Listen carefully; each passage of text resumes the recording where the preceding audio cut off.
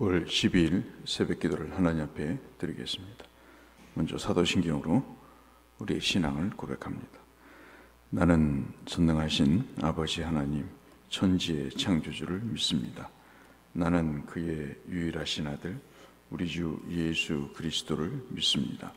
그는 성령으로 잉태되어 동정녀 마리아에게서 나시고 본디오 빌라도에게 고난을 받아 십자가에 못 박혀 죽으시고 장사된 지 사흘 만에 죽은 자 가운데서 다시 살아나셨으며 하늘에 오르시어 전능하신 아버지 하나님 우편에 앉아 계시다가 거기로부터 살아있는 자와 죽은 자를 심판하러 오십니다. 나는 성령을 믿으며 거룩한 공교회와 성도의 교제와 죄를 용서받는 것과 몸의 부활과 영생을 믿습니다. 아멘. 찬송가 325장 찬송하겠습니다. 찬송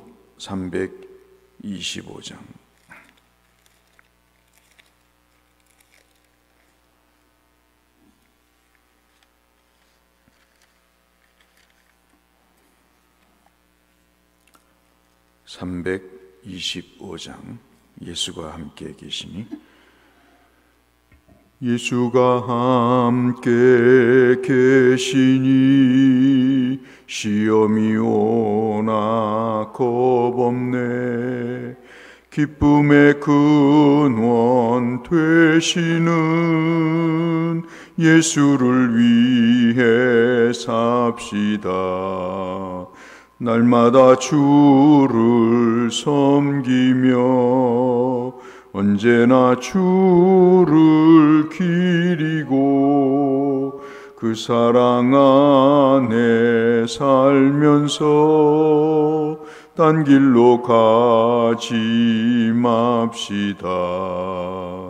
이 세상 사는 동안에 주 이름 전파하면서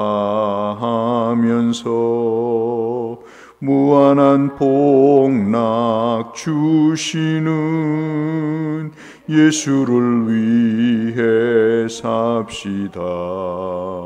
날마다 주를 섬기며 언제나 주를 기리고 그 사랑 안에 살면서 딴 길로 가지 맙시다.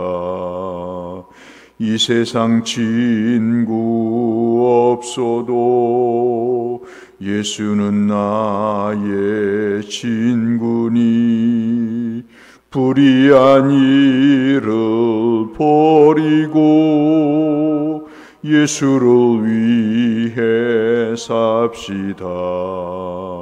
날마다 주를 섬기며 언제나 주를 기리고 그 사랑 안에 살면서 딴 길로 가지 맙시다.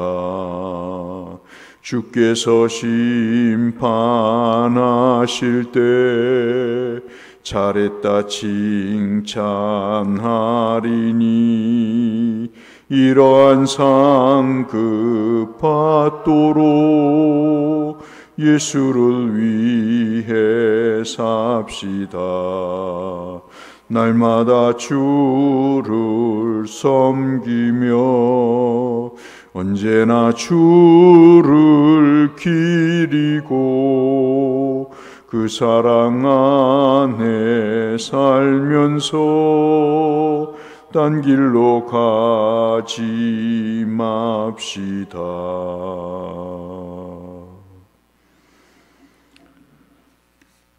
에스겔 26장 3절에서 21절 말씀을 보겠습니다.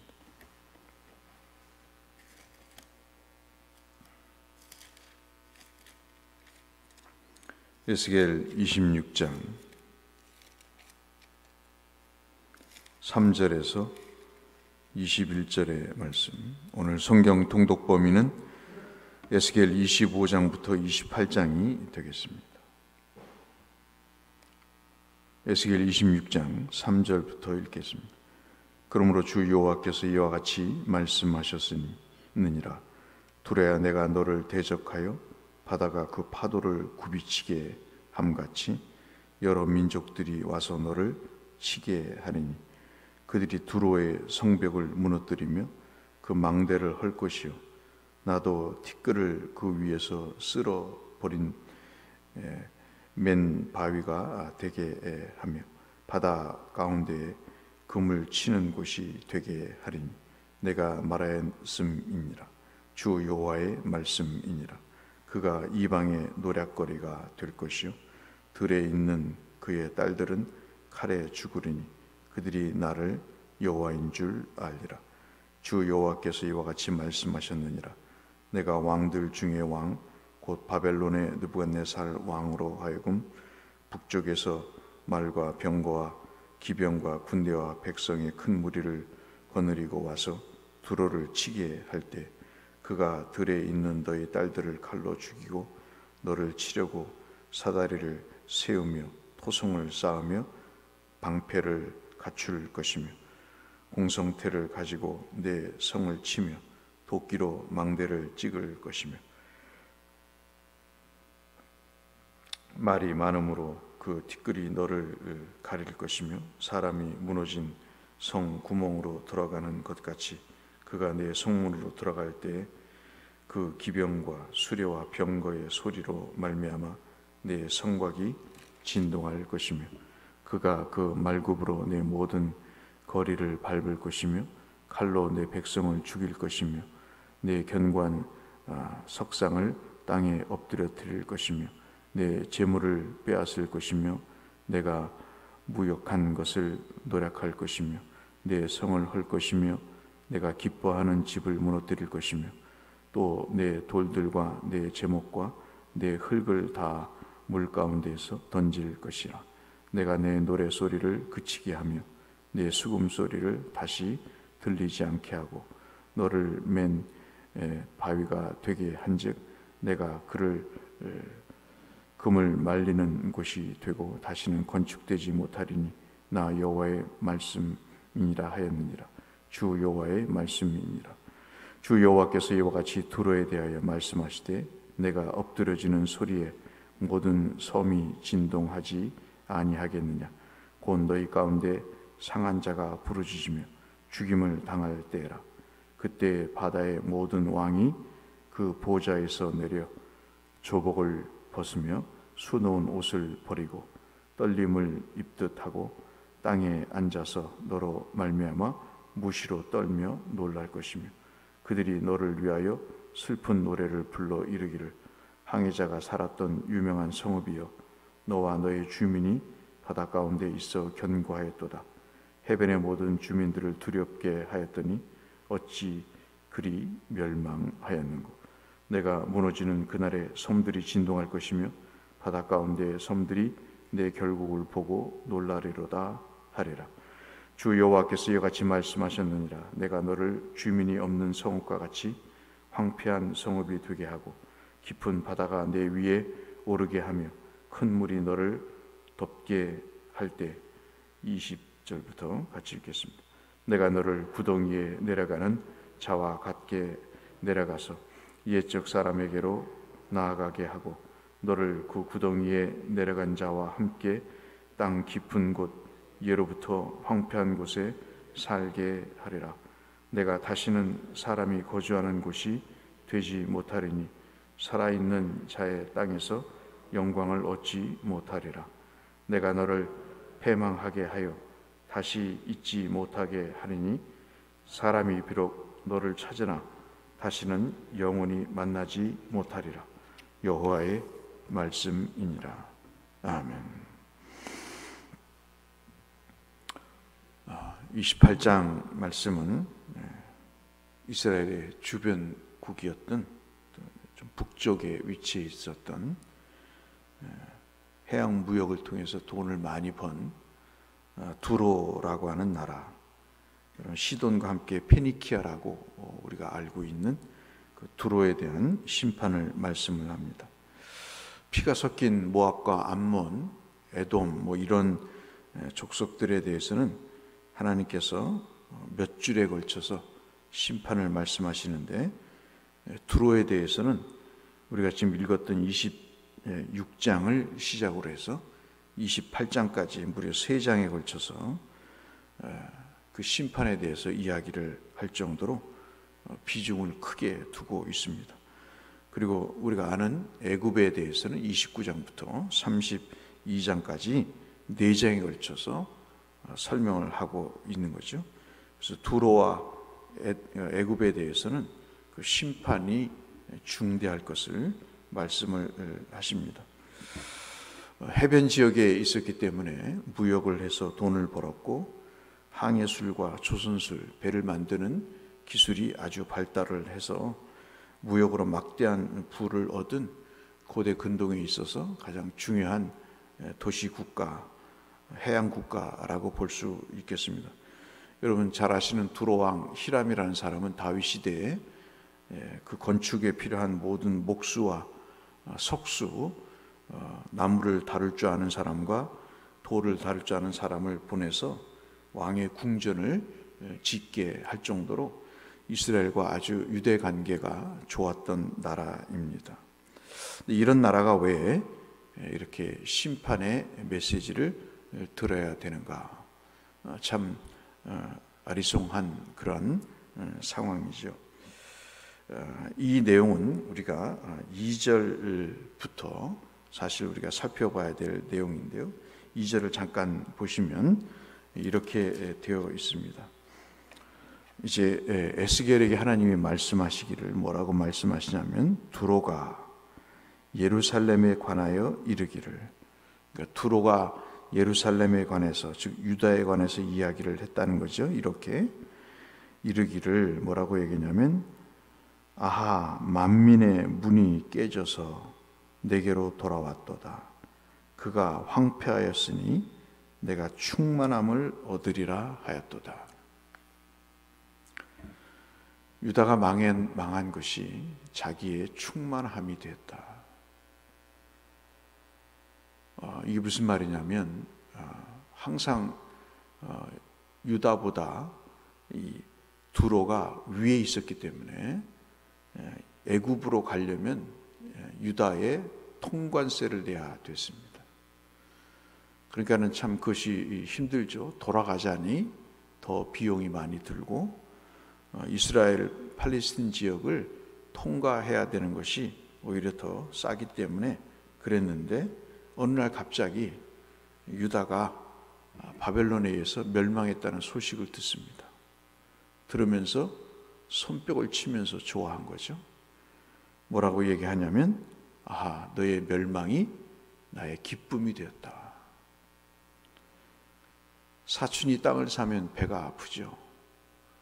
근데 내 경쟁 상대가 잘못되면 은근히 기분이 좋아집니다.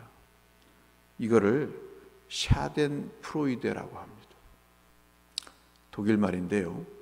이것은 기쁨이라는 뜻과 그리고 다른 뜻이 합쳐져서 만들어진 내용입니다.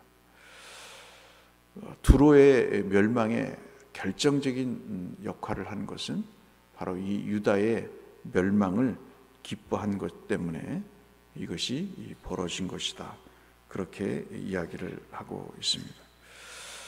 참 우리가 살면서 여러 가지 경쟁 상대가 있습니다.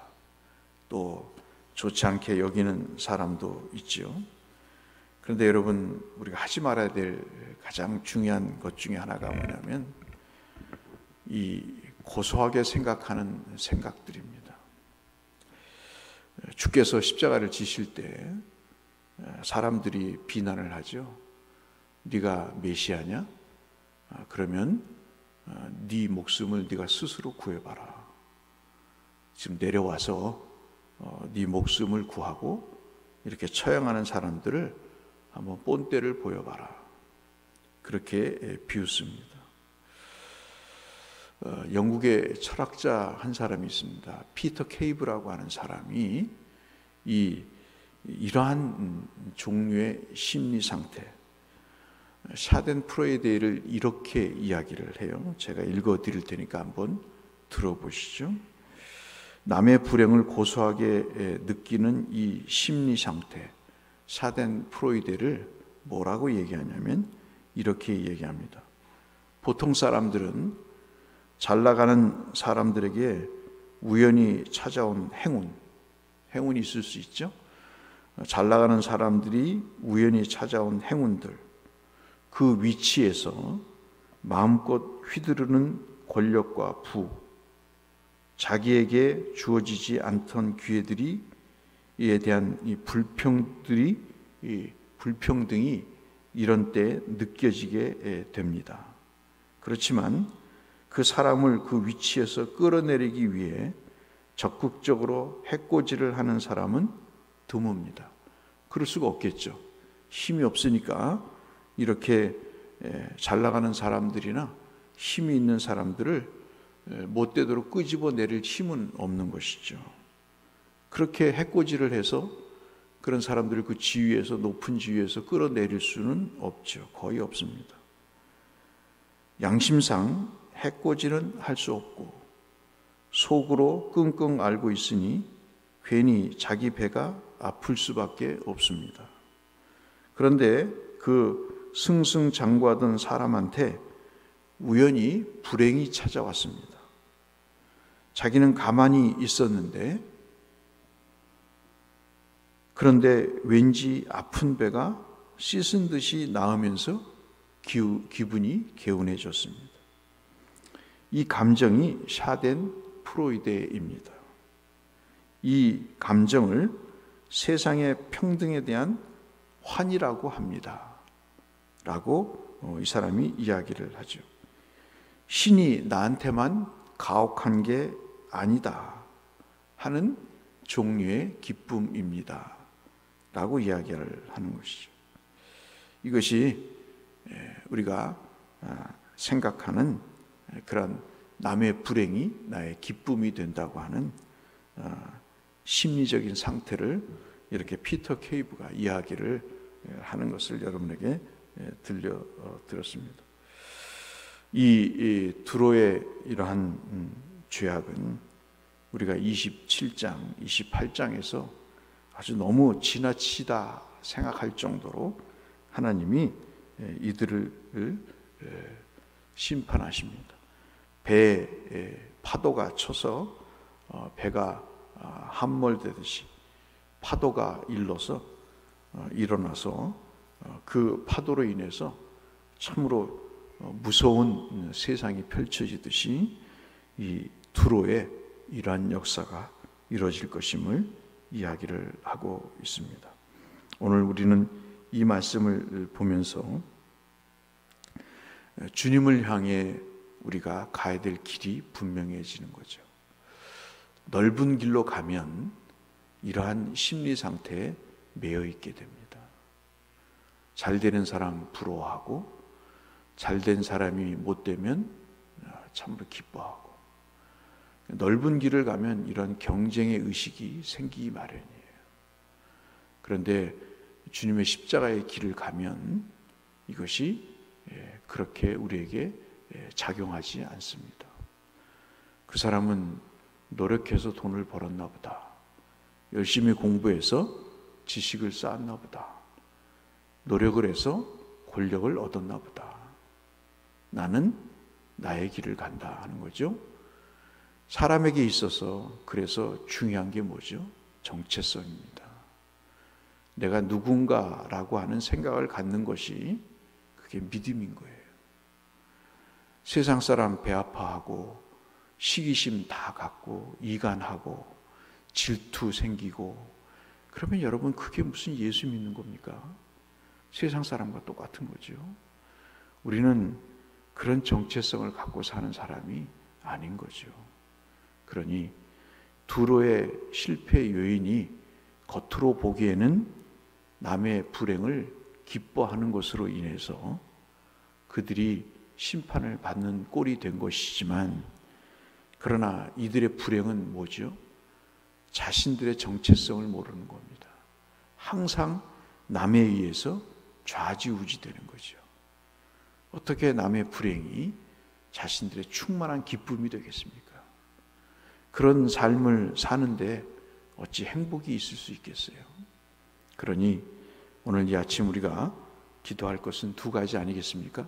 하나는 남의 불행이든 남의 기쁨이든 하나님, 우리는 오직 주님만을 바라보고 주님 좁은 길을 갈 수 있게 해달라 기도하시는 게 좋을 것 같고요.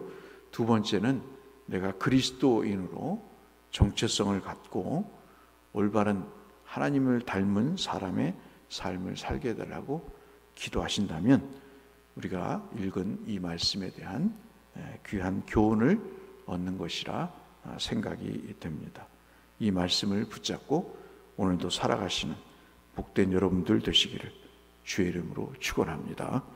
거룩하신 아버지 하나님, 오늘도 두로에 관한 심판의 말씀을 에스겔 26장을 통해서 살펴봤습니다. 부로 얻은 모든 것이 느부갓네살 왕에 의해서 일순간에 하나님의 심판의 몽둥이로 하나님 소멸되는 것을 봅니다. 넓은 길의 삶은 그런 것임을 보여줍니다. 하나님 아버지, 세상에 볼 것도 많지만 보지 말아야 될 것이 얼마나 많습니까? 들어야 될 것도 많지만 듣지 말아야 될 일들이 얼마나 많습니까? 생각해야 될 일들이 많지만 생각하지 말아야 될 일들이 얼마나 많습니까? 주님 닮은 주님 가신 그 좁은 길을 걷게 하여 주옵시고, 나를 구원하신 주 예수 그리스도가 어떤 분인지를 깨닫고 그 주님 닮은 삶을 살아갈 수 있는 우리 모두가 될 수 있도록 아버지 역사하여 주옵소서. 예수님 이름으로 기도드렸습니다.